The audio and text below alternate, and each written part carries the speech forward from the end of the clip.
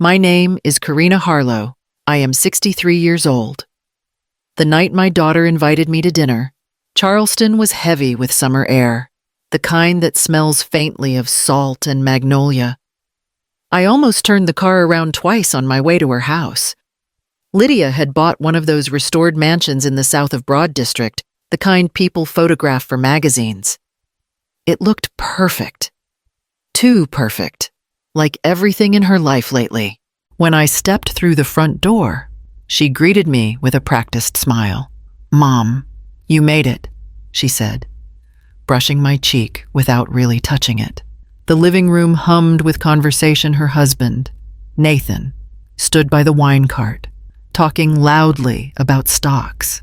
Two of their friends, both polished and confident, glanced at me with the polite curiosity people reserve for strangers at a private party.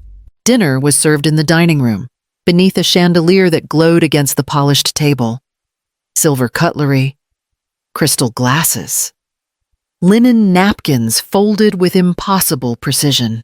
I took my seat at the far end, the one that used to belong to her father. Lydia sat in the center, radiant and restless. The kind of woman who liked to hold court. At first, the conversation stayed light. They talked about property investments, new restaurants, Nathan's recent bonus. I smiled when appropriate, said little, and let the sound of laughter roll past me like distant surf. I had spent most of my life listening to people who needed to be heard. It used to make me proud. Then Lydia lifted her glass. "Before we start dessert," she said, her tone bright, "I just want to thank everyone for being here and for supporting us through all our projects. Especially you, Mom." For a moment, warmth flickered in me. She hadn't called me Mom in public for years. But then she added, still smiling, "We're not your bank anymore." The words landed soft and cruel. Dressed as humor, laughter rippled down the table. Even Nathan chuckled, his arm resting behind her chair. My face stayed still, but my hands trembled under the linen napkin. I looked at my daughter, my only child, and saw not malice exactly, but pride, the kind that forgets its roots. She kept talking, something about financial independence and boundaries, while I stared at the candle flame, trying to steady my breath. Every guest seemed to be watching me, waiting to see if I'd take the joke. I gave them nothing. Then my phone vibrated softly in my lap. I glanced down. From Mark Reynolds' message, "Approve Lydia Hale's $20,000 monthly allowance." The words glowed against the screen, simple and factual. I felt the smallest curve at the corner of my mouth. Not satisfaction. Not yet. Just recognition. I set the phone face down on my knee and looked up. Lydia was still smiling, basking in the admiration of her guests. The light caught her earrings, the same pair I'd given her for graduation. She had no idea. I folded my napkin carefully, smoothing each edge. The sound of laughter swelled again, but this time it didn't touch me. It was time to remember what silence could do. Lydia's laughter still rang in my ears long after I stopped hearing the words. I stared at the rim of my glass, watching the candlelight move inside it. It reminded me of another night, years ago, when laughter had sounded different, when it came from a child who still believed her mother could fix anything. Back then, we lived in a small bungalow near the marsh. My husband, Peter, had been gone for less than a year. The mortgage, his medical bills, the quiet in the house, they all arrived at once. Lydia was 20 then, studying business at Clemson. She called me one evening. Her voice, bright but thin. "Mom, tuition's due. I thought the scholarship covered it, but they changed the terms." I remember saying, "Don't worry about it. I'll handle it." I had just taken a part-time job doing bookkeeping for a shipping firm. Every number I entered on those spreadsheets felt like a step away from grief. I cashed out what little savings we had left, $28,000, and sent it to the university the next day. Lydia never asked where it came from. Later came the condo. She'd landed her first job and wanted something that felt like success. The down payment was $40,000. I told her it was a gift from her father. Though the truth was, I'd sold his old sailboat to make it happen. She called it an investment in her future. I called it love I could measure in closing fees. Years after that, when Nathan's first business collapsed, they came to me again. "It's just a bridge loan, Mom," Lydia said. "We'll pay you back as soon as the deal goes through." I signed the check, $200,000, and told her not to worry. The deal never went through. The apology never came. When the last account statement arrived, I sat alone at the kitchen table, the sound of gulls outside and the smell of burnt coffee in the air. That was the night I created the Harlow Family Trust. I didn't tell Lydia. I simply moved what was left our home, the remaining savings, into it, to protect her from the same recklessness that had already emptied my life twice. Now, sitting in her perfect dining room, I heard her laughter echo again and thought of every zero I'd ever signed for her. Love, it seemed, had its own quiet ledger. The plates had been cleared, replaced by glasses of dessert wine that caught the chandelier's light like amber. Lydia leaned back in her chair, her tone bright and effortless. "You know, Mom," she said, "we just closed another condo deal last week. 7 figures. The buyer didn't even blink." Nathan grinned, proud. "You should have seen her, negotiated like a shark. She learned from the best," I said softly. Lydia laughed, not kindly. "Oh, I'm sure I did. Though things were different in your day. Right. People actually retired when they hit 60. I folded my hands in my lap. "I'm not retired," I said, "just quieter about what I do." "Of course," she said, voice dipped in sugar. Managing Dad's old accounts must be exhausting. Her words landed clean, practiced. The same precision she used to charm investors now turned on me. The guests chuckled politely, unaware they were applauding cruelty. Under the table, my phone buzzed again. I didn't have to look to know it was Mark. The same message. Waiting. Approve Lydia Hale's $20,000 monthly allowance. I could almost hear his steady voice reading it aloud, the way he did during our quarterly calls. The sound used to comfort me. Now it pulsed beneath the laughter like a secret heartbeat. Lydia reached for her glass again. "You should try one of these investments, Mom. Real estate's safer than whatever you're holding on to." Nathan smirked. "She likes her old accounts. Nostalgia pays well, apparently." I tightened my grip on the napkin in my lap until I felt the fabric strain. Years of restraint held me still, every check I'd written, every silence I'd chosen. The phone buzzed once more. Patient as breath, I let it. The evening had started to thin. Guests gathered their coats, lingering in polite clusters near the hallway. I was standing by the window, nodding at something Lydia's friend was saying about the Charleston property market. When the doorbell rang, Lydia frowned. Who on earth were not expecting anyone? Nathan went to answer, his tone sharp with mild irritation. Probably a delivery mix-up. But when the door opened, I recognized the tall figure immediately. Mark Reynolds' neat suit. Calm expression. The kind of man who never arrived anywhere without purpose. "Good evening, Ms.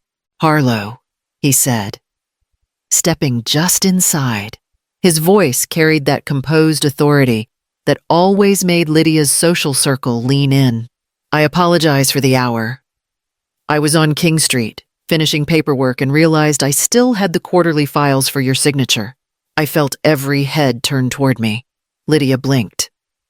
"Mom." "What files?" Mark glanced at her politely before opening his leather folder. "Trust fund authorizations," he said. "Lydia Hale's monthly distribution requires Ms. Harlow's approval before tomorrow's transfer." The silence in the room became thick enough to touch. One of the guests set down a glass with a faint clink. Lydia gave a quick, nervous laugh. "Sorry, what distribution? I don't think you have the right house." Mark remained steady. "The Harlow Family Trust," he said. Your mother has been its sole trustee since your father's passing. Nathan stepped forward. That's impossible. Lydia's father set that up for the family. We handle our own finances. Mark met his eyes evenly. Mr. Harlow designated his wife as the only trustee. All disbursements, investments, and property assets fall under her signature, including this residence. The color drained from Lydia's face. This house, she whispered. I said nothing. I simply reached out, took the pen from Mark's folder, and signed where I always signed neatly, without hesitation. He gathered the papers, closed his case, and gave a small nod. Thank you, Ms. Harlow. I'll process this first thing in the morning. Then he turned, leaving as quietly as he'd come. The room stayed frozen behind him, Lydia pale, Nathan rigid, the guests pretending not to stare. I folded my hands and looked at my daughter, who could no longer meet my eyes. The hum of her perfect dinner had vanished. All that remained was silence and the faint echo of the door closing behind the man who'd told them the truth. Nathan was the first to speak. "This is ridiculous," he said, his voice too loud for the quiet room. Mark Reynolds must have made a mistake. Lydia stood beside him, her hand trembling against the back of a chair. "Mom," she began, "what is he talking about?"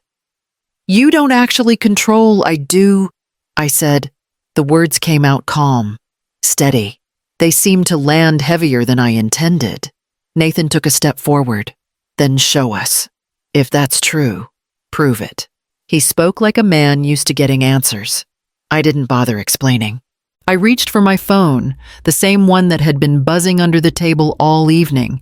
The message from Mark waited there, precise and patient. Approve Lydia Hale's $20,000 monthly allowance.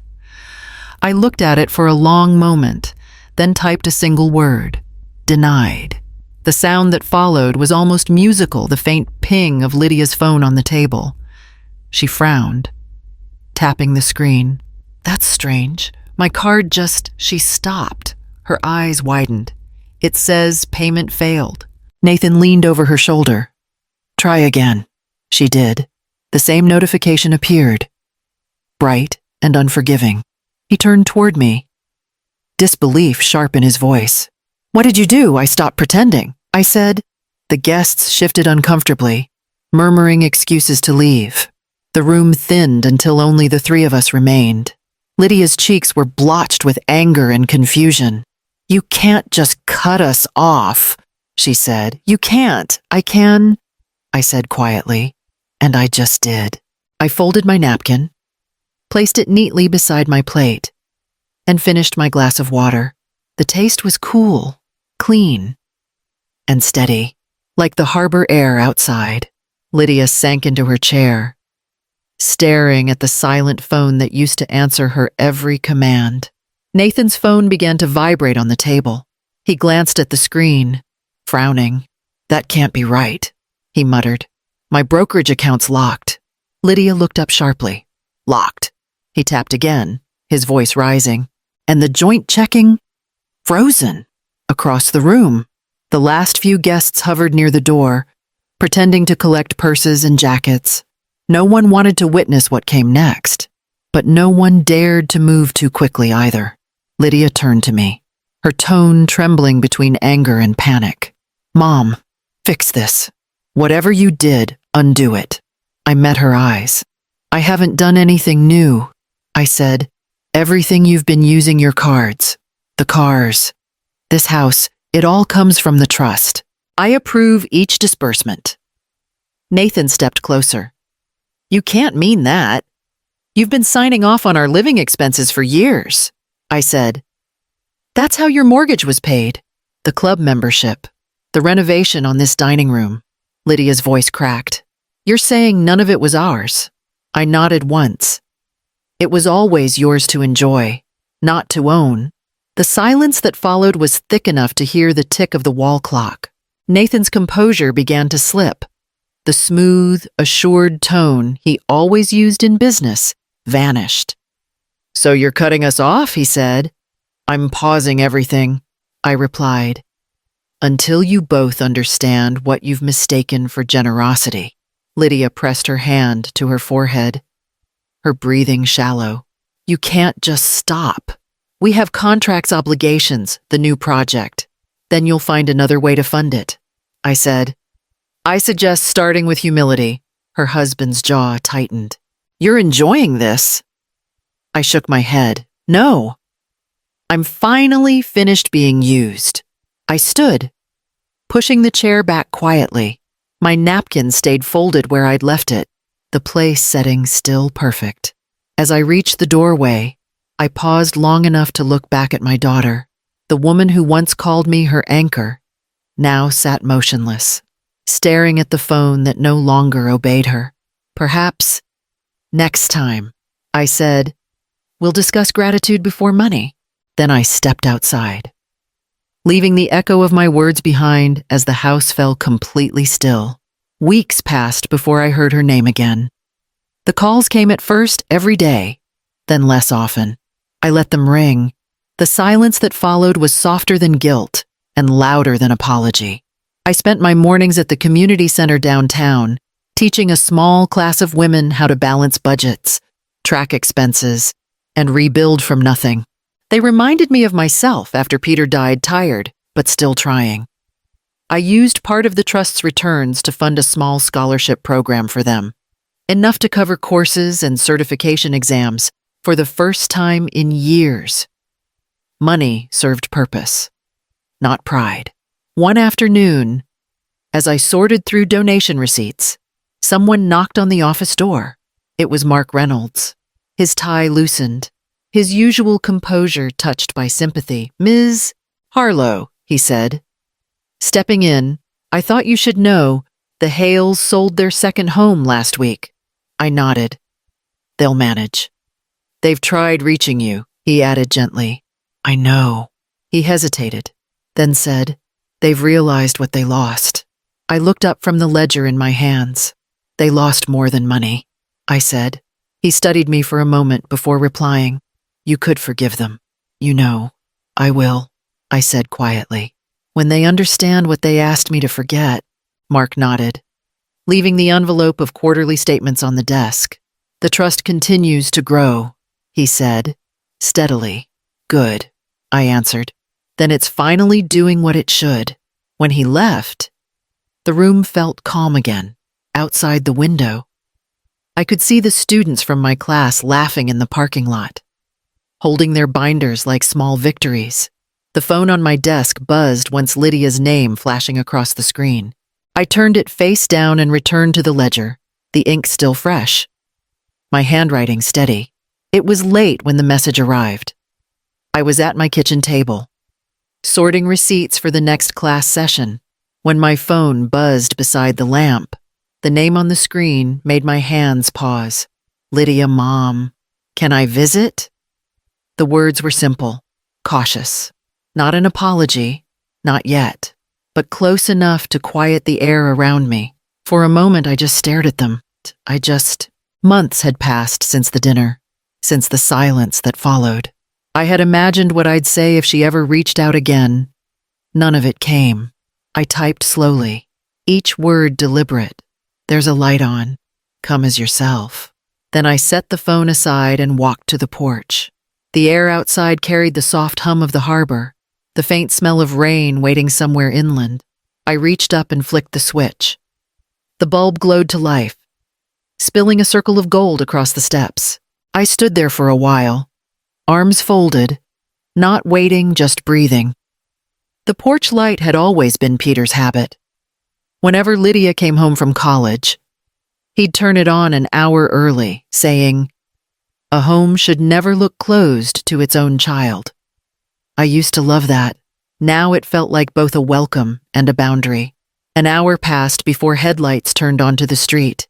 Lydia's car slowed in front of the house, engine idling. She didn't step out right away. I watched the faint movement of her silhouette hesitation. Maybe fear. Then she opened the door and stood beneath the light. She looked smaller than I remembered. Or maybe just younger without the armor of success. You kept the porch light on, she said, her voice thin. I said I would. She hesitated, then took a step closer. I don't know what to say. Then start with the truth, I said. Her eyes filled, and for the first time since that dinner, her face broke open, not with pride, but with something human. I was cruel, she whispered. I thought I was strong because I didn't need you. But I did. I still do. I nodded, my voice quiet. Needing me isn't the problem, Lydia. Forgetting who helped you stand, that's what hurt. She looked down, nodding fast, tears catching on her lashes. Can we fix this? I opened the door halfway. That depends on how much you're willing to rebuild. For a long moment, she didn't move.